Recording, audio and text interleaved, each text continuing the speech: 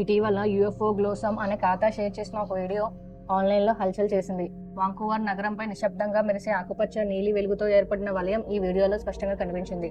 మార్చి నెలలో తీసిన ఈ వీడియో ఆకాశంలో ఒక ప్రకాశవంతమైన సర్క్యులర్ వలయాన్ని చూపిస్తూ భయానక వాతావరణాన్ని కల్పిస్తుంది. ఈ క్లిప్ వెంటనే ప్రేక్షకుల దృష్టిని ఆకర్షించింది. ఇవి ఏమై ఉండవచ్చు అనే చర్చలు రెడ్డిట్, ఎక్స్, ట్విట్టర్, ఇన్స్టాగ్రామ్ వంటి వాటిలో వేగంగా ప్రాచుర్యం పొందాయి. వాంకూవర్ నగరంలో ఇలాంటి అనుమానాస్పద విషయాలు చాలానే చరిత్రలో జరిగాయి. గతంలో అవి శాటిలైట్స్ లేదా ఉత్తర ధ్రువాల ప్రకాశాలు అని గుర్తించారు. ఉదాహరణకు ఒకసారి కనిపించిన వెలుగు వరుస అక్కడ ప్రజలను ఆశ్చర్యపరిచినా చివరికి అవి స్టార్లింగ్ ఉపగ్రహాలు పరంపరంగా గుర్తించబడ్డాయి.